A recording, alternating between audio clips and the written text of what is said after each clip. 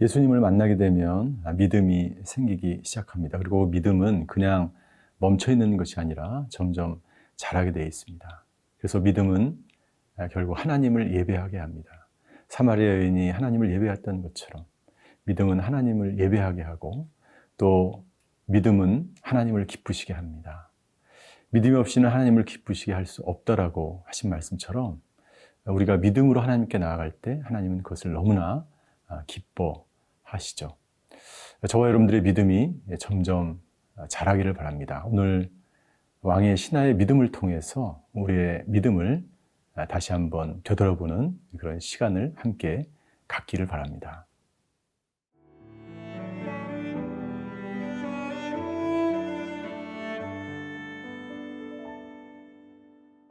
요한복음 4장 43절에서 54절 말씀입니다.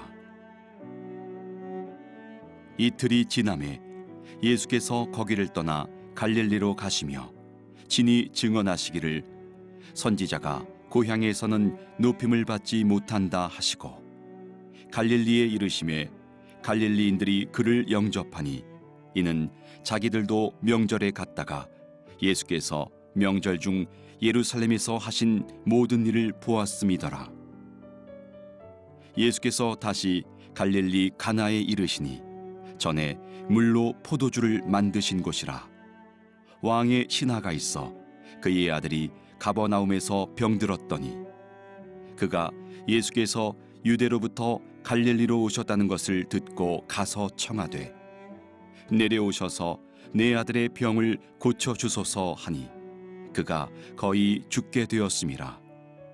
예수께서 이르시되 너희는 표적과 기사를 보지 못하면 도무지 믿지 아니하리라. 신하가 이르되 주여 내 아이가 죽기 전에 내려오소서. 예수께서 이르시되 가라 내 아들이 살아있다 하시니 그 사람이 예수께서 하신 말씀을 믿고 가더니 내려가는 길에서 그 종들이 오다가 만나서 아이가 살아있다 하거늘 그 낫기 시작한 때를 물은즉 어제 7시에 열기가 떨어졌나이다 하는지라. 그의 아버지가 예수께서 내 아들이 살아있다 말씀하신 그때인 줄 알고 자기와 그 온 집안이 다 믿으니라. 이것은 예수께서 유대에서 갈릴리로 오신 후에 행하신 두 번째 표적이니라. 예수님께서 사마리아를 떠나셔서 이제 갈릴리 사역을 본격적으로 시작하십니다. 갈릴리로 가는 길에 예수님은 제자들에게 이렇게 말씀하십니다. 44절에 보니까 친히 증언하시기를 선지자가 고향에서는 높임을 받지 못한다 라고 말씀하십니다. 그리고 이 말씀을 하시고 갈릴리로 가시는데 갈릴리 사람들은 예수님을 환영하였습니다. 예수님이 제자들에게 왜 이런 말을 하였을까요? 고향에서 환영을 받지 못한 많은 사람들이 있었죠. 사도 바울도 동족인 유대인들에게는 환영을 받지 못해서 이방인의 사도가 되었고 또 자기 민족을 위해서 구원을 외쳤던 예레미야도 고향인 아나돗에서는 환영을 받지 못하고 오히려 핍박을 받았습니다. 예수님께서 이 말씀을 하신 것은 사명을 받은 자들은 예수님을 만난 사람들은 나를 환영하든지 환영하지 않든지 어느 곳에 있든지 하나님이 자기에게 주신 사명을 감당하는 사람인 것을 제자들에게 말씀하고 있는 것입니다. 예수님은 실제로 유대인들에게 많은 핍박을 받았고 그리고 정말 메시아를 오랫동안 기다렸으며 율법에 정통한 그런 바리새인과 율법 학자들에 의하여 핍박을 받았습니다. 그러나 그것이 중요한 것이 아니고 중요한 것은 나를 환영하든지 환영하지 않든지 내가 처한 환경이 어떤 환경이든지 간에 오직 하나님의 사명을 감당하는 그 예수님의 모습을 제자들이 볼 수 있기를 예수님은 원하셨던 거죠. 예수님이 갈릴리로 가자 많은 사람들이 예수님을 환영하였습니다. 갈릴리에서는 아마 사마리아에 있었던 그런 일들과 예수님께서 행하셨던 일들을 소문으로 듣고 알았을 것입니다. 갈릴리에 도착하자 예수님은 한 사람을 만납니다. 46절에 보니까 가나에 이르시니 전에 물로 포도주를 만드신 곳이라. 왕의 신하가 있어 그의 아들이 가버나움에서 병들었더라라고 말씀되어 있습니다. 예수님이 가나에 도착하자 가버나움에 있던 왕의 신하가 자기의 아들이 병이 들자 그 가버나움에서 약 30km 넘는, 그 당시에는 굉장히 먼 길이라고 할 수 있죠. 그 길을 걸어서 가나까지 예수님을 찾아온 것입니다. 그리고 이 왕의 신하와 예수님의 만남이 이 갈릴리에서 새롭게 시작이 됩니다. 47절에 보니까 이 왕의 신하는 예수님께 이렇게 청하여 말씀합니다. 내 아들의 병을 고쳐주소서 하니 그가 거의 죽게 되었습니다. 왕의 신하가 예수님을 찾은 그 분명한 목적이 있었는데 자신의 가족 중에 한 명, 아들이 죽을 병에 걸린 것입니다. 그러자 예수님은 이 왕의 하인에게, 신하에게 이렇게 이야기합니다. 47절입니다. 예수께서 이르시되 너희는 표적과 기사를 보지 못하면 도무지 믿지 아니하리라 라고 말씀하십니다. 예수님이 왜 이런 말씀을 하셨을까요? 왕의 신하가 그 먼 거리를 찾아왔습니다. 정말 귀한 발걸음이죠. 그리고 예수님을 초청합니다. 우리 아들을 살려주십시오. 우리 아들의 병을 고쳐주십시오. 그것까지 너무나 아버지로서 당연한 그런 요청입니다. 그러나 예수님은 이 왕의 신하, 이 아버지의 이 요청을 거절한 듯한 말씀을 하시는 거죠. 너희는 표적과 기사를 보지 못하면 믿지 않는다는 거예요. 예수님이 하고 싶은 말씀은 이것입니다. 우리의 믿음이 두 가지가 있는데, 첫 번째, 표적과 기사를 보야만 하는 믿음이 있고 보지도 않고 믿을 수 있는 그런 믿음이 있다는 것이죠.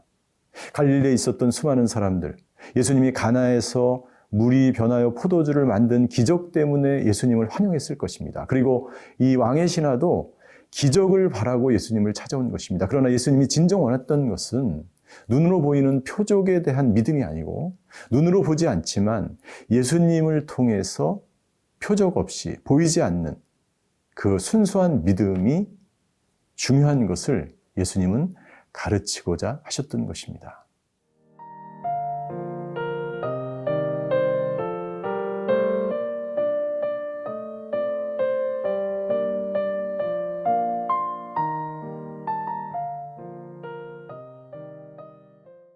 예수님은 왕의 신하에게 진정한 믿음이 무엇인지를 알기를 원했습니다. 그래서 더 큰 믿음으로 이 왕의 신하를 초청하고 있는 것입니다. 이 왕의 신하는 너무나 다급하기 때문에 다시 한번 예수님에게 요청합니다. 49절, 신하가 이르되 주여 내 아이가 죽기 전에 내려오셔서 라고 간청을 합니다. 예수님이 50절에 이렇게 말씀하십니다. 예수께서 이르시되 가라 내 아들이 살아있다 하시니 그 사람이 예수께서 하신 말씀을 믿고 가더니라고 기록되어 있습니다. 이 순간 예수님을 만나고 이 표적을 바라는 이 믿음 가운데 머물러 있었던 왕의 신하는 예수님의 말씀만 듣고도 믿는 믿음이 생기기 시작했습니다. 믿음은 잘하는 것이죠. 예수님의 말씀을 믿고 자기 아들에게로 다시 가버나움으로 이 아버지는 돌아가지만 사실 이 순간에 이 아버지의 마음은 어땠을까요? 갔는데 만약 자기 아들이 계속해서 죽을 병에서 회복이 되지 않는다면, 갔는데 병이 더 심화된다면, 갔는데 급기야 아들이 죽게 된다면 여러분들 이 아버지는 시험에 들지 않겠습니까? 그러나 이 아버지는 믿음이 있었습니다. 예수님의 말씀처럼 믿음대로 될지어다. 믿음이 있는 사람에게 하나님께서 기적을 베풀어 주시는 것입니다. 예수님의 말씀을 듣고 이 믿음이 생긴 이 아버지는 돌아가면서 내려가는 길에 그 종들이 오다가 만나서 아이가 살아있다는 이야기를 듣고 그때가 언제인지를 물어봅니다. 그런데 그때는 언제냐면 예수님이 그 말씀을 하신 그 시각이었어요. 그러자 무슨 일이 일어났습니까? 53절, 그의 아버지가 예수께서 내 아들이 살아있다 말씀하신 그때인 줄 알고 자기와 그 온 집안이 다 믿으니라 라고 되어 있습니다. 예, 그때인 줄 알았다. 여러분, 우리의 믿음이 자라는 때가 있습니다. 그때는 언제입니까? 이 왕의 신하처럼 예수님과 직면하는 그 순간, 그리고 예수님이 하신 말씀을 믿는 그 순간, 그리고 표적의 기사를 눈으로 보아야만 믿는 믿음에서 우리가 보지 않아도 믿는 믿음으로 변화되는 그때, 우리의 믿음이 성장하기 시작한다는 거죠. 여러분들, 믿음은 눈으로 보이지 않습니다. 그러나 그 믿음은 열매로 나타나게 돼 있죠. 어떤 열매입니까? 그 온 집안이 다 믿게 되는 것으로서 이 왕의 신하의 믿음, 한 사람의 믿음을 통해서 온 집안이 구원을 받게 되는 것을 볼 수 있습니다. 이것은 우리 마태복음 8장에 나타나 있는 백부장의 믿음과 비슷한 믿음을 볼 수가 있습니다. 백부장이 뭐라고 이야기합니까? 종에게 말씀만 하시옵소서. 그러면 내 하인이 낫겠습니다. 여러분들, 이 믿음이 저와 여러분들에게 있기를 바랍니다. 보지 않고도 믿는 믿음. 네, 미래에 하나님께서 하실 일들을 반드시 내 인생 가운데 행하신다는 그 믿음이 우리에 있게 되면 그것이 하나님을 기쁘시게 한다는 것입니다. 여러분들, 참된 믿음이란 결과에 상관하지 않고 믿는 거예요. 이 아버지는 아들이 다 낳는지 안 낳는지 알 수 없었습니다. 다시 길을 되돌아가서 32km를 다시 달려가 아들이 살아있는 것을 보아야만 합니다. 그런데 하나님께서 사인을 보여주셨어요. 어떤 사인입니까? 길에서 만난 종들을 통해서 아직까지 살아있다는 이야기를 듣게 되죠. 하나님께서는 우리의 믿음이 성장하고 자라기 위해서 사인을 보여주십니다. 확신을 보여주십니다. 아브라함에게 끊임없이 아브라함이 실망하고 낙심할 때마다 나타나셔서 말씀해 주시고 사인을 보여주셨던 것처럼 하나님께서는 지금도 우리에게 우리의 믿음이 자라도록 천천히 우리를 인도해 가시는 것입니다.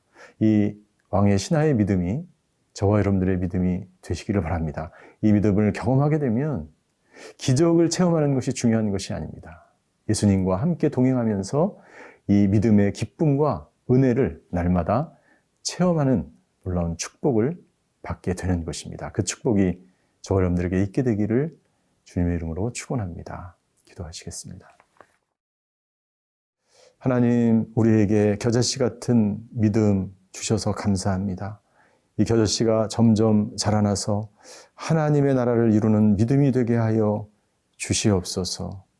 왕의 신하처럼 보지 않고도 믿는 믿음으로 오늘을 살아갈 때에 우리를 위해서 앞서 행하시는 그 하나님을 경험하는 저희 모두가 되게 하여 주시옵소서. 감사드리며 예수 그리스도의 이름으로 기도하였습니다. 아멘.